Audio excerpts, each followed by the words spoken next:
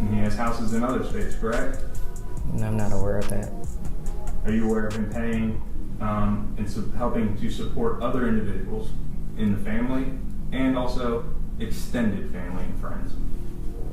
I'm not into his business like that. You agree with me that your grandson is substantially well off, correct? He might used to be, but if he could make a $2 million bond, he'd be out. Would you agree with me, though, that there's a difference between can, want to, and choosing not to? I'm aware of all of those things, but I know he don't want to be in here, so I know if he could afford it, he'd be out. It's been just under a week since Yella Beezy landed in Dallas County Jail, facing serious accusations of being behind a hit on fellow rapper Mo3. And word from inside is, he's not holding up well. Sources say Beezy's already cracking under pressure, desperately trying to make bail like his life depends on it. And honestly, knowing the reputation Dallas County Jail has, it's easy to see why. I mean, a lot of people in here keep it real nasty. You know, they don't really clean as often. They don't care. I mean, this is the last stop of the jail for all the worst of the worst. This jail isn't just another holding facility. It's the end of the road for some of the state's worst offenders.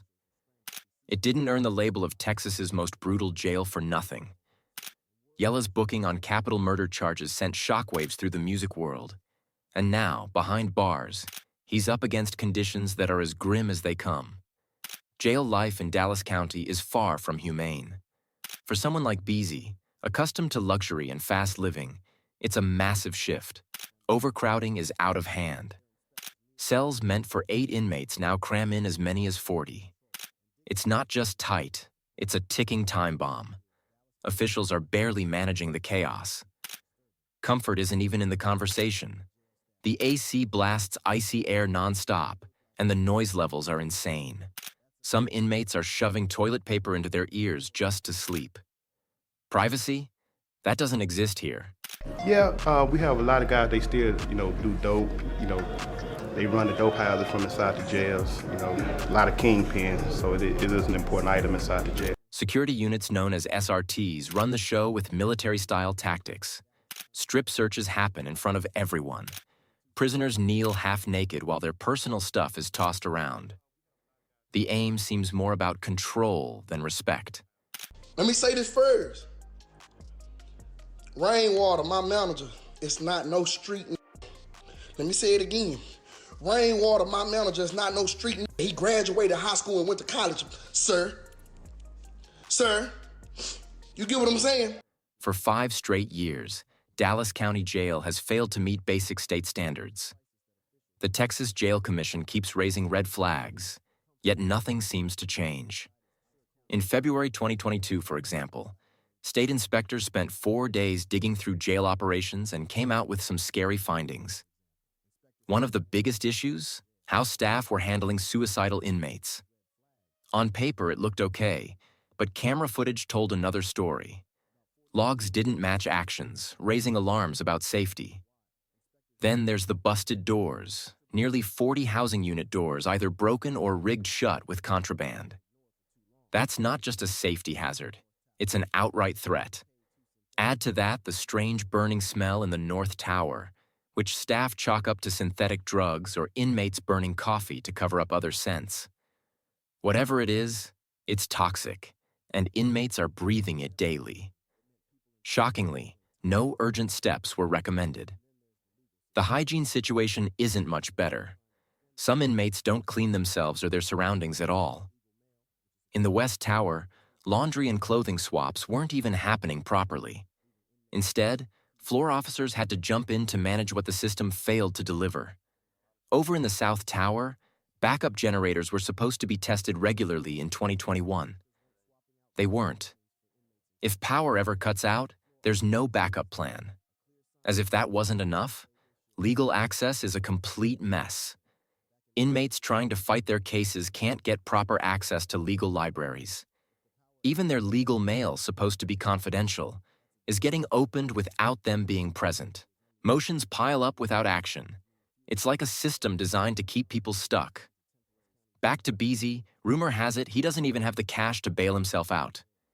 His original bond, A jaw-dropping $2 million. That alone told you how serious the charges were. In court, his grandmother Alma Jean Alexander stepped up in an emotional moment, defending him and downplaying his wealth. When asked about his finances, she insisted she didn't know about any properties in other states or how he helps extended family. She admitted that if he could afford to get out, he absolutely would, but he can't. That testimony, along with support from other relatives, pushed the judge to lower his bond to $750,000, though strict rules came with it, including zero contact with any witnesses. Prosecutors painted a much darker picture, arguing Beezy had the means to vanish if he wanted to. They brought up his bulletproof Denali and the nearly 900 KD that once sat in his accounts as proof he wasn't as broke as claimed. And capital murder? That's no joke. In Texas, that charge only leads to two outcomes: life without parole or the death penalty. It's one of the harshest legal paths anyone can walk.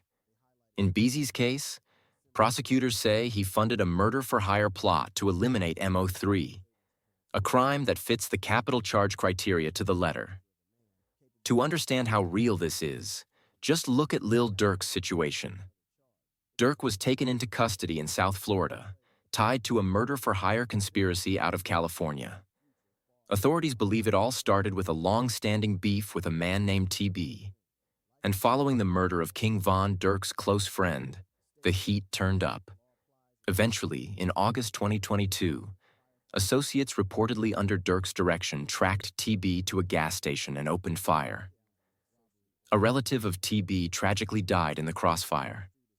Prosecutors say Durk paid for the hit, covering flights and logistics with money tied to his crew. Durk's charges: murder, conspiracy to commit murder for hire, and more. Court documents even linked him to a second murder-for-hire plot in Chicago. If convicted, Durk is staring down life in federal prison. Now zoom back to Mo3's murder. This story goes back to November 2020. Mo3, real name Melvin Noble, was shot and killed in broad daylight on a major Dallas highway. He noticed someone tailing him, ditched his car, and tried to run, but the gunman chased him down and opened fire. Multiple shots rang out, killing him instantly and injuring another man nearby. It shocked the city. Mo3 wasn't just another artist. He was on the rise, and his death hit fans hard.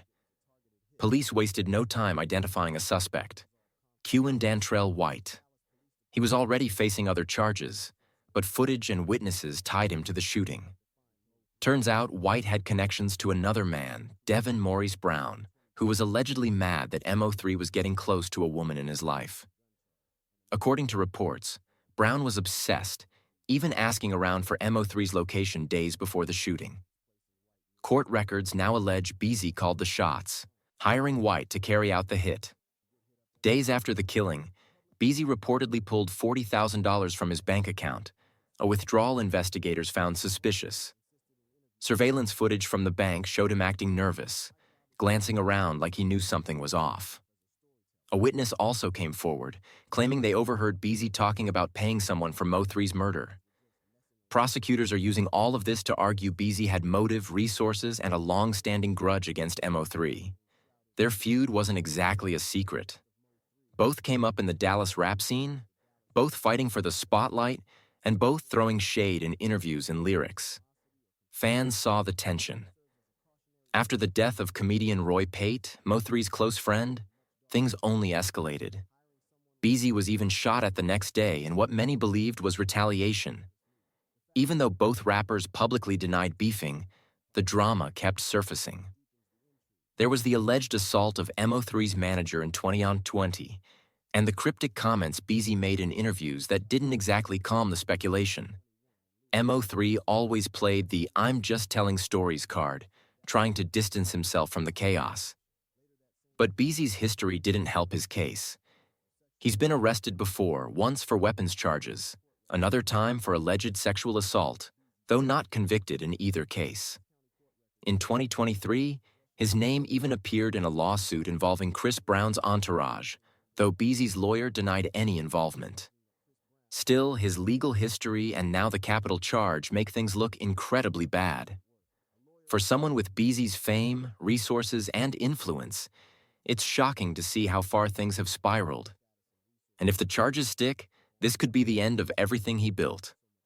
Click the video on screen to dive deeper into stories just like this.